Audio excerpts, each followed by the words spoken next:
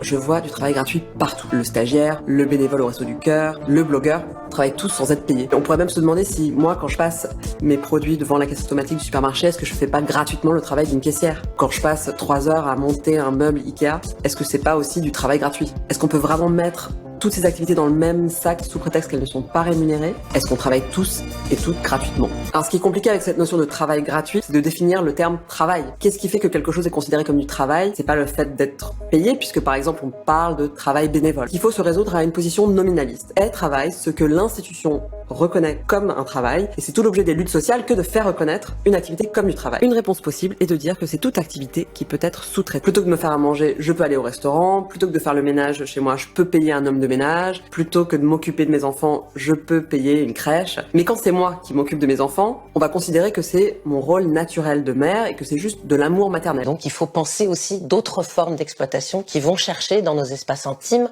dans nos espaces privés, dans l'invisible, dans ce à quoi on accorde de la valeur. C'est là où pour moi on ouvre finalement toute une représentation de l'exploitation au nom de valeur. On dit rarement que quelque chose est du travail gratuit. Pour une mère au foyer, on va dire c'est de l'amour maternel. Pour un blogueur qui écrit une critique de film, on va dire c'est sa passion du cinéma. Pour un bénévole dans une ONG, on dira que c'est un élan de solidarité. Donc tout ce au nom d'eux qui fait que je me mobilise pour ce travail-là, c'est ce qui fait aussi qu'il n'est pas reconnu comme travail, parce qu'en fait, je suis reconnue comme autre chose. Je suis reconnue comme une bonne mère par mon travail domestique. Je suis reconnue comme un bon citoyen par mon engagement bénévole. Et d'ailleurs, on peut vouloir ne pas être payé, on peut être attaché à la dimension non monétaire du geste pour préserver son caractère désintéressé. Donc la question, c'est comment faire pour ne pas nier la sincérité et la noblesse des valeurs qui animent aussi bien la mère au foyer que le bénévole. C'est d'accepter de tenir ensemble cette question des valeurs et de la valeur des économistes avec un grand V, et de comprendre que finalement cette forme d'exploitation, elle s'opère parce que il y a finalement ces valeurs-là. Donc c'est très compliqué parce que ça veut dire qu'on n'y échappe pas, et ça veut dire qu'effectivement, pour les sociologues, il faut être capable de penser les deux en même temps, c'est-à-dire effectivement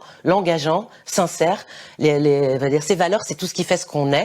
Et en même temps, elles sont aujourd'hui le ressort de formes d'exploitation. C'est ça l'enjeu en fait. Sans nier la valeur et la sincérité d'un élan solidaire, il faut poser la question, est-ce qu'il y a quelqu'un qui s'approprie ce travail? Donc là, la réaction à un moment donné, c'est de dire cette appropriation de mon travail vient finalement contre les valeurs que moi j'y avais mis. Donc en fait, il y a une guerre entre les valeurs qui font que moi, je suis prête à travailler gratuitement, et puis la manière dont mon travail gratuit est approprié par autrui, que ce soit l'État, les entreprises.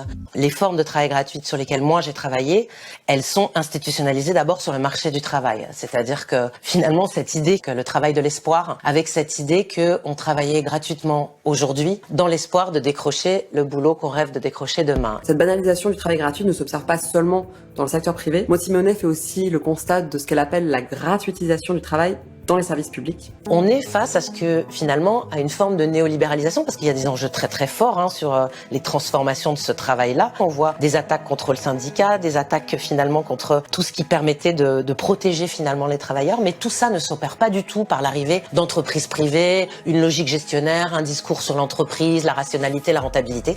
Ça arrive finalement par un discours sur la citoyenneté.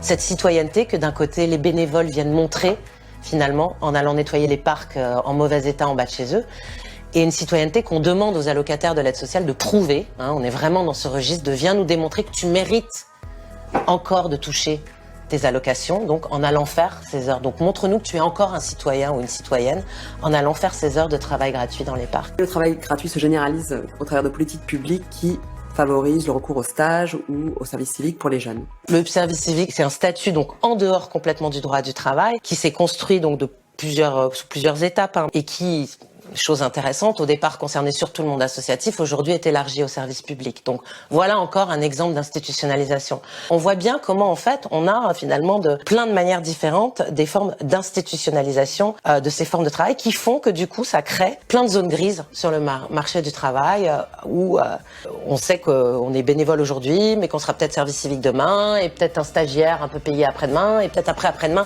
enfin on aura un vrai emploi.